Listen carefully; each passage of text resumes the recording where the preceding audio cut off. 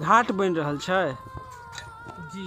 घाट तो छै है, एक सफाई सुफाई जे है से कह कऽ और जे हमर माता बहन सब एथिन तो उनका जे है से पोखर के जे है से जे अहाँ किनारा देख रहल छी तो ओतऽ तक जे है से हमरा सब पहुँचब रहै छी तो माता बहन हमर सब एथिन जे ओहो ओतऽ तक जेथिन तो ओहिके लेल रास्ता सेहो जे है से सुलभ जे है से तैयार करऽ पड़तै ताकि उनका जायमे कोनो परेशानी नहीं हो। जते भी पबनैतिन सब रहे छथिन तो उनका तो जे है से यह मार्ग से होइत उनका जे है पोखर में जे है से जाय पड़ते। बुझले बात है कि जे अपन सब जे पर्व होइ छै तो पोखर के अंदर में जाकर पबनैतिन जे छथिन से पूजा करै छथिन। एहिमे तो कहऽ वाला कोनो गपे नहीं है। तो वह जो मार्ग जे छै से मतलब देख रहल छी जे साल भर के बाद जे छै से मिट्टी के जे देख रहल छी जैसे पूरा जे है कहीं ज़्यादा ऊंचा कहीं ज़्यादा गड्ढा हो गई है और जंगल ये सब जे से साल भर में जे से यहाँ के भ जाइ छै। और यह एकटा पर्व है और एक यह महानता है कि अहाँ के जे से आइ से लऽ कऽ काल्हि परसू धरि, परसू के बाद हम नहीं कहब लेकिन काल्हि परसू तक अहाँ के जतऽ अहाँ जेबै वो जगह अहाँ के पूरा साफ सुथरा चिक्कन भेटत। लेकिन ई अपन सबके जे छै से परंपरा सदियों से चलि एलै है और एकर उद्देश्य यह है कि जे अहाँ के साफ सफाई पर जे छै से ध्यान देल जाए। साफ सफाई हमरा सबके लेल बहुत जरूरी है।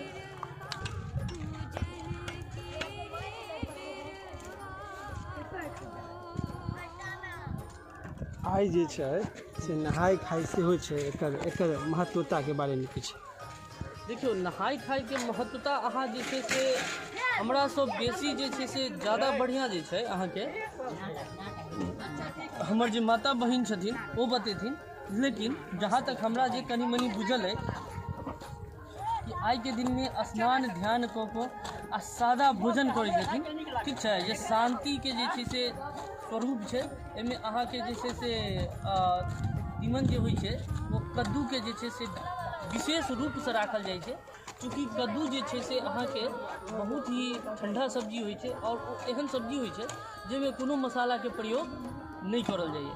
अहाँ हल्दी देबक इच्छा अइ तऽ दियौ आ नहीं तऽ नहीं दियौ, लेकिन नहाय खाय के पर्व में जे छै हल्दियों के प्रयोग शायद नहीं करल जाइए।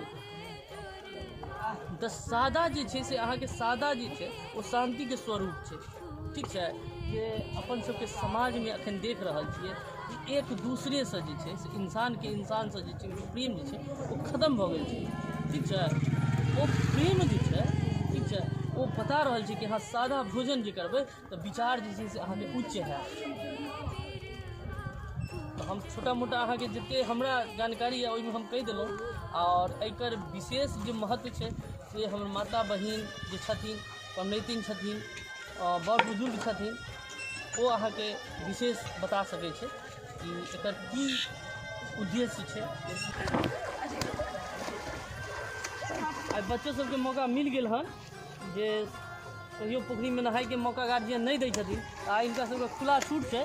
तो पूर्ण रूप से जे छै से ई सब जे छै आइ आजाद छै पोखरी में नहाय के लेल आ पूर्ण आनंद के साथ स्नान कऽ रहल छै। अपन मझोलिया के घाट भेली, अपन मझोलिया जे पंचायत राज मझोलिया भेली। अच्छा, हाँ, पंचायत राज मझोलिया हाया घाट प्रखंड में ये आबै छै गाँव।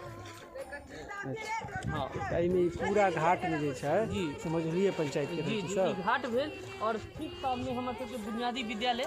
अच्छा, एनी मंदिर भऽ गेलै की?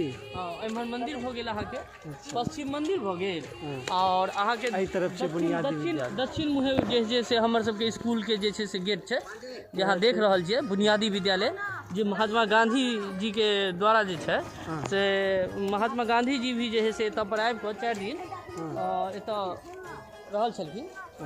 हाँ, एहि लऽ कऽ भी ई अहाँ के जे है से बड़ा प्रसिद्ध स्कूल छै, विद्यालय छै। जी मैया